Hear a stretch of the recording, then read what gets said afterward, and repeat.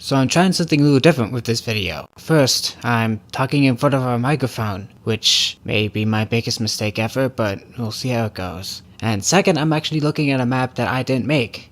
Yeah, this map is a Parkour Room, made by Jim25. And it's a very interesting map that has garnered a very positive reception with a total of around 190 upvotes and still rising, making it one of the most popular parkour maps on Krunker. The first thing you'll notice is that the map has an interesting look to it. There are times where there are different colors on blocks that don't really make sense, like when some platforms just change colors for no reason, and when the colors make it hard to see the platforms, like black on black. For the most part though, the colors don't get in the way and are actually pretty good. It also has a texture pack, which there are times where I'd wish that the walls and the platforms had different textures, but it looks alright. Besides, the most important part of the parkour map is the parkour element, and in terms of parkour, it's pretty complicated. The first thing you'll notice is that this map is huge, not just in terms of length, but the rooms themselves are huge. You'd think all of the empty space gives the potential for lots of unique paths and details, but the map doesn't really take advantage of the space. To be fair, it's not a hindrance in any way, except for when there's literally nothing around and you're just walking forward like in the end. As far as progression is concerned, the map as a whole is linear. It goes from point A to point B. There isn't very much along the lines of secret paths, except for a brief diversion in the beginning where it goes into a weird fake block section that stops at a dead end, and it doesn't net you any points, so what's the point? I guess it's a shortcut to the second room of the map, but the only problem is that there is a bed in the first room that has an invisible ramp, which makes perfect sense, but it acts as a far more efficient shortcut, making this diversion pointless. After the first room, however, there aren't that many secret paths at all. It would actually make this map a decent race map, albeit a long one that took a whole while for me to beat. Also, the points in the map are placed at weirdly random places on the paths with no pattern, and in ways that just don't make sense at all. You get over the wall and move into the different room, and it doesn't grant you a single point. Yet there's this random jump in the middle of a relatively easy part of the map that grants you 6 whole points. Okay, thank you, I guess. Okay. I mean, really, the only place where you get multiple points where it makes sense is at the very end. But again, that's at the very end. And other than that, it's all just completely random. Probably my main issue with this map is how redundant it is. About 90 to 95% of the parkour gameplay involves the same task of jumping from one block to the other, and it doesn't really change from that. You may get some transparent blocks, a ladder or two, some invisible boost ramps. Sometimes you get a whole lot of walking, like at the end. The rest of the time, you're just jumping to another block over and over and over again.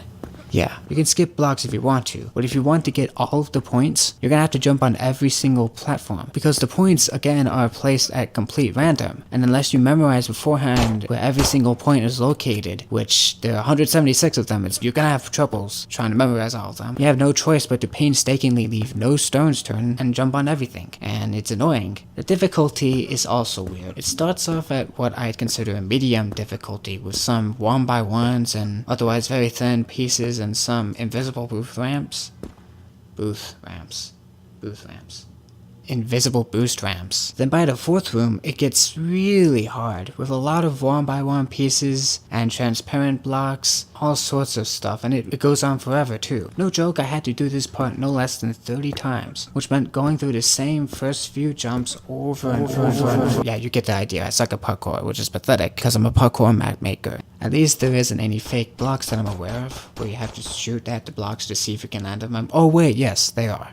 Of course, perfect. Well done. Now it's gonna pull that on me. That's wonderful. Thankfully, there aren't that many fake blocks. Like, the compilation you just saw is all of the instances you'll see of them. So it's not that bad, but still kind of a jerk move. One good thing is that at least when you fall, you've already picked up the points, which means when you go at it again, you can skip some of the platforms. You don't have to jump on each one of them. And there's no way to die until the very end, unlike my maps, where if you fall off, then you have to start over. Interestingly though, after the fourth room, it gets kind of easier. Granted, it's mostly constant jumping from one block to the other, but this perplexes me though, because typically maps get harder and harder as you progress through them, and the end is usually nearly impossible, or at least the hardest part. Sometimes it's still kind of easy, but at least it's not as easy as the beginning. But in this map, it's actually just as hard before the end as it is the beginning, which that's not a problem. Alright, now it's time to talk about the end.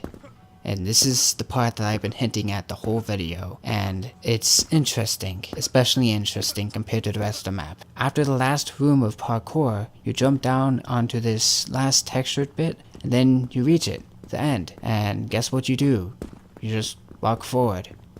For 4 minutes straight. You can repeatedly jump to make it go a little faster, but other than that, you just move forward.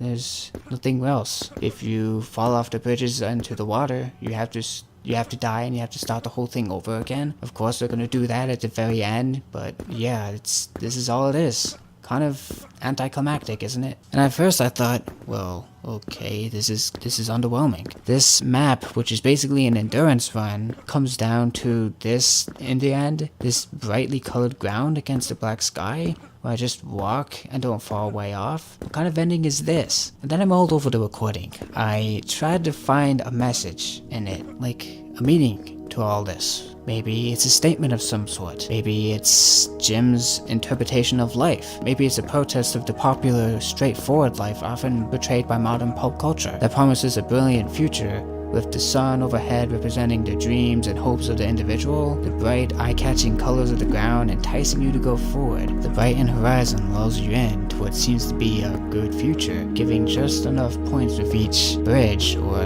challenge, I guess, to make you feel good about yourself. Then you reach the very end, and it's there when you realize that there's nowhere to go, there's nothing to do, there's nothing left to accomplish. Your dreams have been stolen away from you, just like how the sun disappears halfway down the road. Now, all that happens is that you just stay there. You've hit a dead end. The only desirable option now, other than waiting for nothing, is to jump off the platform and then start all over. It all makes sense. The end is giving a message. The popular life is a scam. Or maybe not, I don't know what I'm even talking about. I'm just passing the time, trying to justify running forward in a video game for 5 minutes straight. In reality, what this may be is a placeholder for a future edition of the map, and the big open space at the end is going to be the grand finale, whatever that may be. And this brings me to what makes this map, Parkour Room, very unique, which is that this map is essentially an ongoing project. It's been around in some form for months, and it's been updated continuously with new sections, rooms, and other things, and in some cases have been completely redone. It went from around 20 points or so to a grand total of 176 points, and it'll probably become even more in a week or so. I wouldn't be surprised that by the time 2019 rolls around, we have more than 200 points. The nature of Parkour Room's updates give it a unique amount of replay value, as each update brings something new to the table, which makes you want to play it again and again to see what's new with the map. It's a genius idea, and even if the parkour isn't top-notch and it's redundant and everything, it's still worth your time to check out from time to time, to see what's been added, and to see how Jim 25 continues the adventure.